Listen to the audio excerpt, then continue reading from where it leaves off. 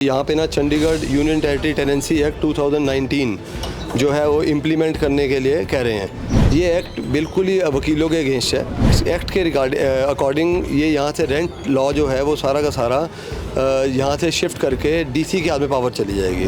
However जो वकील साहिबान है हमारे यहाँ पे जो यहाँ पे रेंट लॉ का काम करते हैं, जो सिविल लॉ का काम करते हैं, यहाँ पे रेंट कंट्रोलर्स बने हुए हैं। ऑल द सिविल जज in the district courts have the power of rent controllers. DC office में ना ही कोई इंफ्रास्ट्रक्चर है बैठने के लिए, ना ही कोई अकोमोडेशन है, एंड मोर ओवर वहाँ पे जो एसडीएम साहब हैं, जो एसडीएम जिसके पास भी जाएगा, they don't have any judicial background. वो तो पहले ही ओवरबर्डन्ड है अपने काम से। वहाँ पे मेंटेनेंस के केसेस चलते हैं, जो हमारे सीनियर सिटीजन मेंटेनेंस एक्ट बना हुआ है उसके केसेस चलते हैं। They are already overburdened. Even in 107, 151 के कैलेंडर में भी जाते हैं तो वहाँ पे अगर 2 बजे जाते हैं तो 6 बजे आते हैं वापस वहाँ से। तो ऐसे तो हमारे वकील साहिबान सारे के सारे परेशान होंगे।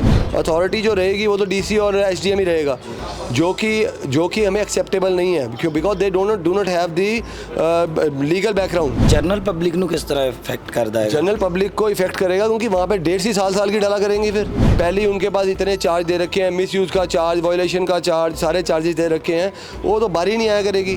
अब ये जो 15 जज हैं उनके पास डिवाइड हुआ हुआ काम, वहाँ पे एक जज के पास जाएगा और वो भी एसडीएम के पास, जिसका लॉ बैकग्राउंड नहीं है, तो उसके लिए तो फिर बहुत मुश्किल है। हमारे लिए डील करना बड़ा मुश्किल है, क्योंकि कल हम स्ट्राइक पे हैं for as a token of protest. उसके बाद हम रिप्रेजेंटेशन देंगे टू दी ऑनरेबल गवर्नर। देखो जे ਸਾਡੇ ਵਾਸਤੇ ਕਾਨੂੰਨ ਬਣਾ ਰਹੇ ਨੇ ਜਿਹੜਾ ਡਾਇਰੈਕਟਲੀ ਅਫੈਕਟ ਕਰ ਰਿਹਾ ਸਾਨੂੰ, ਸਾਡੇ ਲਿਟੀਗੈਂਟਸ ਨੂੰ ਅਫੈਕਟ ਕਰ ਰਿਹਾ, ਤੇ we should also be a part of that discussion. Chandigarh bar association ਦੇ ਵਕੀਲ ਕੱਲ ਨੂੰ ਹੜਤਾਲ ਤੇ ਜਾ ਰਹੇ ਨੇ। ਆਖਰ ਇਸ ਹੜਤਾਲ ਦਾ ਕਾਰਨ ਕੀ ਹੈ? ਕਿਉਂ ਆਪਣਾ ਕੰਮ ਛੱਡ ਰਹੇ ਨੇ ਇੱਕ ਦਿਨ ਦੇ ਲਈ? ਜਾਣਾਂਗੇ ਕੀ ਮਸਲਾ ਹੈ। ਮੇਰੇ ਨਾਲ ਡਿਸਟ੍ਰਿਕਟ ਬਾਰ ਐਸੋਸੀਏਸ਼ਨ ਚੰਡੀਗੜ੍ਹ ਹੈ ਜਿਹੜੀ, ਉਸ ਦੇ ਪ੍ਰਧਾਨ ਰੋਹਿਤ ਖੁੱਲਰ ਨੇ ਔਰ ਸੈਕਟਰੀ ਪਰਮਿੰਦਰ ਜੀ ਵੀ ਸਾਡੇ ਨਾਲ ਇਸ ਮੁਲਾਕਾਤ ਦੇ ਵਿੱਚ ਰਹਿਣਗੇ। ਸਰ, ਕੀ ਕਾਰਨ ਹੈ ਕਿ ਤੁਸੀਂ ਕੰਮ ਛੱਡਣਾ ਪੈ ਰਿਹਾ ਤੁਹਾਨੂੰ? आज हम सब ने जनरल हाउस की मीटिंग की थी टू डिस्कस वन इशू। वो इशू ये था कि यहाँ पे ना Chandigarh union territory tenancy act 2019 जो है वो इम्प्लीमेंट करने के लिए कह रहे हैं। चंडीगढ़ एडमिनिस्ट्रेशन कह रही है। तो जो ये एक्ट है, ये एक्ट बिल्कुल ही वकीलों के अगेंस्ट है, क्योंकि यहाँ से वो इस एक्ट के अकॉर्डिंग ये यहाँ से रेंट लॉ जो है वो सारा का सारा यहाँ से शिफ्ट करके डीसी के हाथ में पावर चली जाएगी और SDM will be the rent assessing authority.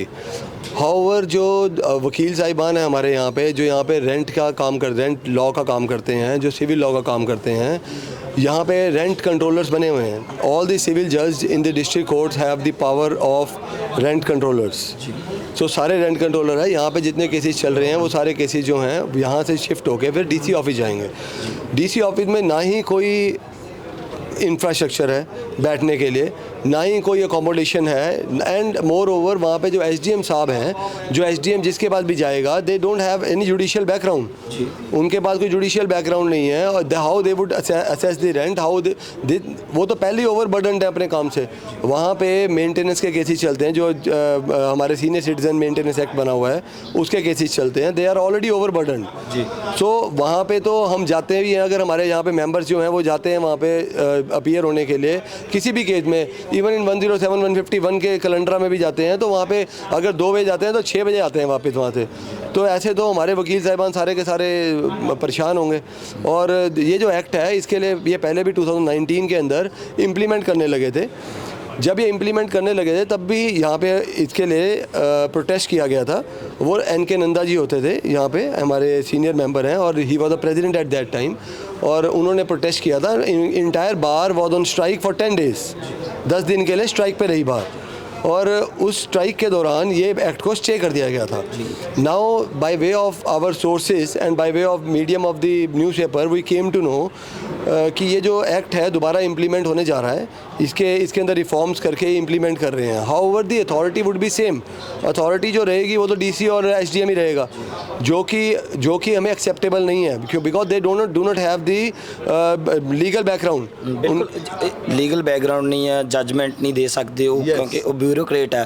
तो जनरल पब्लिक ਨੂੰ किस तरह इफेक्ट करता है? जनरल पब्लिक को इफेक्ट करेगा, क्योंकि वहाँ पे 1.5 साल की डाला करेंगे। फिर जब जुडिशियल ऑफिसर के पास, किसी के पास भी अगर टाइम ही नहीं है जिसको पहले ही ओवरबर्डन कर रखा है आपने, पहले ही उनके पास इतने चार्ज दे रखे हैं, मिसयूज़ का चार्ज, वायलेशन का चार्ज, सारे चार्जेस दे रखे हैं, वो तो बारी नहीं आया करेगी। यहाँ जो पब्लिक चाहती है, यहाँ पे अब हर सिविल जज के पास रेंट के केसेस हैं, रेंट कंट्रोलर हैं वो। यहाँ पे मेरे ख्याल 15 जजेस आर रेंट कंट्रोलर। अब ये जो 15 जज हैं उनके पास डिवाइड हुआ हुआ काम, वहाँ पे एक जज के पास जाएगा और वो भी एसडीएम के पास, जिसका लॉ बैकग्राउंड नहीं है, तो उसके लिए तो फिर बहुत मुश्किल है। हमारे लिए डील करना बड़ा मुश्किल है, बिकॉज वहाँ पे कोई इंफ्रास्ट्रक्चर नहीं, बैठने की जगह नहीं है। वहाँ पे हम बाहर कोई ना खड़े होंगे। वी ऑल हैव प्रैक्टिस, हमारे सीनियर मेंबर्स हैं, 45 ईयर्स की प्रैक्टिस है उनकी, वो बाहर कोई ना खड़े रहेंगे रोड पे। सिस्टम दी मंशा की सीगी उत्थे लेके जाना, अगर वहाँ पे लेके ही जाना था इन्होंने, पहले इंफ्रास्ट्रक्चर क्रिएट करते, वहाँ पे लॉयर्स चैम्बर्स बनाते, वहाँ पे कोर्ट्स बनाते, प्रॉपर कोर्ट्स बनाते, वहाँ पे जुडिशियल ऑफिसर बिठाते, नॉट एसडीएम की पावर नहीं है, दिस इज नॉट एसडीएम। इसीलिए हमने रेजोल्यूशन हमने बार का किया है, क्योंकि कल हम स्ट्राइक पे हैं for as a token of protest. उसके बाद हम रिप्रेजेंटेशन देंगे to the honourable governor as administrator and to honourable chief justice and to honourable inspecting जज also and to the district जज ऑल्सो। ਪਰਮਿੰਦਰ ਜੀ ਸਾਡੇ ਨਾਲ ਨੇ। ਪਰਮਿੰਦਰ ਜੀ ਕੀ ਕਾਰਨ ਹੈ ਕਿ ਜਦੋਂ ਜਿਹੜਾ ਬੰਦਾ ਇਨਸਾਫ ਕਰ ਨਹੀਂ ਸਕਦਾ, ਅਦਾਲਤੀ ਬੈਕਗ੍ਰਾਉਂਡ ਨਹੀਂ ਜਿਸ ਤਰ੍ਹਾਂ ਤੁਸੀਂ ਕਿਹਾ, ਤਾਂ ਉਹ ਕਿਵੇਂ ਇੱਕ ਬਿਊਰੋਕਰੇਟ ਉਸ ਨਾਲ ਡੀਲ ਕਿਵੇਂ ਕਰੇਗਾ, ਤਾਂ ਪਰ ਫਿਰ ਉਹਨੂੰ ਦਿੱਤਾ ਕਿਉਂ ਜਾ ਰਿਹਾ? ਸਰ ਡੀਲ ਕਰਨਾ ਦੇਖੋ ਟੈਕਨੀਕਲੀ, ਜਿਵੇਂ ਹੁਣੇ ਤੁਸੀਂ ਦੱਸਿਆ ਕਿ ਜਿਹੜਾ ਉੱਥੇ ਰੈਂਟ ਕੰਟਰੋਲਰ ਹੋਏਗਾ, ਇੱਕ ਤਾਂ ਐਲਐਲਬੀ ਦੀ ਡਿਗਰੀ ਮੈਂਡੇਟਰੀ ਨਹੀਂ ਹੈਗੀ ਉਹਦੇ ਵਾਸਤੇ, ਬਿਊਰੋਕਰੇਟ ਹੈਗਾ, ਤੇ ਉਹ ਜੁਡੀਸ਼ੀਅਲ ਵਰਕ ਨੂੰ ਕਿਵੇਂ ਉਹਨੂੰ ਜਸਟਿਸ ਪ੍ਰੋਵਾਈਡ ਕਰੂਗਾ ਲਿਟੀਗੈਂਟਸ ਨੂੰ। 15 ਆਲਰੇਡੀ ਸਾਡੇ ਕੋਲ ਰੈਂਟ ਕੰਟਰੋਲਰ ਇੱਥੇ ਹੈਗੇ ਨੇ, ਜੁਡੀਸ਼ੀਅਲ ਕੋਰਟਸ ਨੇ, ਇੰਫਰਾਸਟ੍ਰਕਚਰ ਹੈ ਇੱਥੇ, ਐਡਵੋਕੇਟਸ ਨੇ, ਪ੍ਰੋਪਰ ਸਾਡੇ ਕੋਲ ਇੰਫਰਾਸਟ੍ਰਕਚਰ ਸਾਰਾ ਕੁਝ ਹੈਗਾ ਇੱਥੇ, ਆਲਰੇਡੀ ਕੰਮ ਚੱਲਦਾ ਪਿਆ। ਇਹਨੂੰ ਹਾਲਟ ਕਰਕੇ ਸਾਰਾ 15 ਕੋਰਟਾਂ ਦਾ ਕੰਮ ਇੱਕ ਟ੍ਰਿਬਿਊਨਲ ਨੂੰ ਦਿਆ ਜਾ ਰਿਹਾ। ਇੱਕ ਟ੍ਰਿਬਿਊਨਲ ਰੈਂਟ ਕੰਟਰੋਲਰ ਇਹ ਉੱਥੇ ਵੱਖਰਾ ਬਿਠਾ ਰਹੇ ਨੇ, ਤੇ ਮੈਨੂੰ ਨਹੀਂ ਲੱਗਦਾ ਕਿ ਜੁਡੀਸ਼ੀਅਲ ਕੰਮ ਉੱਥੇ ਸਾਡਾ ਸਕਸੈਸਫੁਲੀ ਸਾਨੂੰ ਕਿਤੇ ਜਸਟਿਸ ਮਿਲ ਪਾਊਗੀ।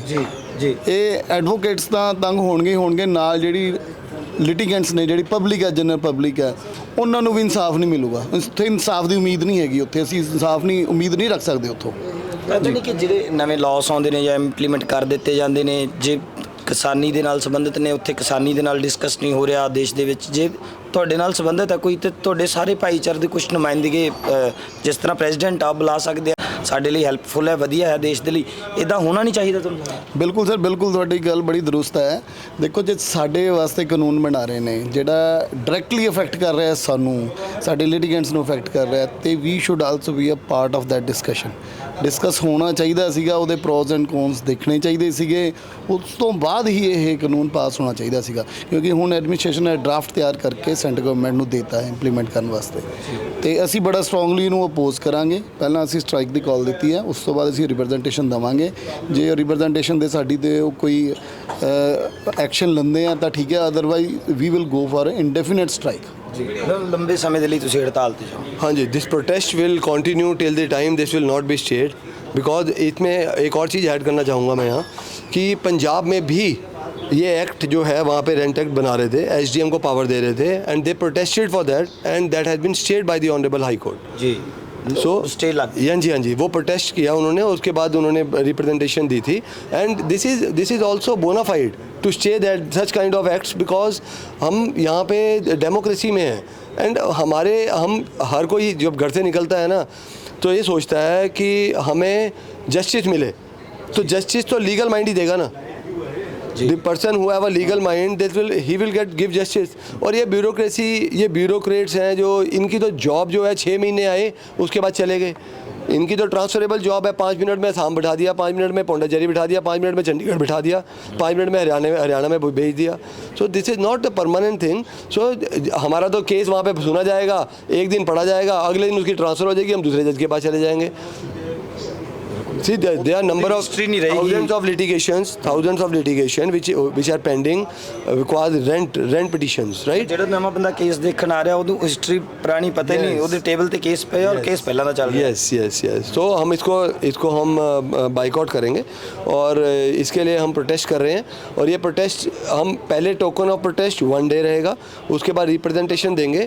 अगर रिप्रेजेंटेशन पे हमारी नहीं सुनवाई होती है then we will protest further. जी बहुत धन्यवाद। ਵੱਡਾ ਸਵਾਲ ਹੈ ਕਿ ਜਿਹਦੇ ਲਈ ਕਾਨੂੰਨ ਬਣ ਰਿਹਾ, ਜਿੱਥੇ ਇੰਪਲੀਮੈਂਟ ਹੋਣਾ, ਜਿੱਥੇ ਉਹਦੇ ਤੇ ਕੰਮ ਹੋਣਾ, ਜਿੱਥੇ ਲੋਕਾਂ ਨੇ ਆਉਣਾ, ਜਿਨ੍ਹਾਂ ਲੋਕਾਂ ਲਈ ਹੈ, ਤੇ ਕੀ ਉਹਨਾਂ ਲੋਕਾਂ ਦੇ ਨਾਲ ਸਲਾਹ ਕਰਨਾ ਜ਼ਰੂਰੀ ਨਹੀਂ ਹੈ? ਡਿਸਕਸ਼ਨ ਦੇ ਨਾਲ ਹੀ ਇੱਕ ਵਧੀਆ ਸੈਟਅਪ ਹੈ ਜਿਹੜਾ ਉਹ ਸਿਰਜਿਆ ਜਾ ਸਕਦਾ। ਤਾਂ ਇਹ ਵੱਡੇ ਸਵਾਲ ਨੇ ਕਿ ਖੁਦ ਆਪਣੀ ਮਰਜ਼ੀ ਦੇ ਨਾਲ ਕਿਸ ਤਰ੍ਹਾਂ ਇਹ ਹੋ ਸਕਦਾ ਜਾਂ ਇੱਕ ਹਿੱਸੇ ਦੀ ਮਰਜ਼ੀ ਦੇ ਨਾਲ। ਕੈਮਰੇ ਤੇ ਸੁਨੀਲ, ਮੈਂ ਮਨਪ੍ਰੀਤ ਸਿੰਘ, ਸਕਰੋਲ ਪੰਜਾਬ TV ਦੇ ਲਈ।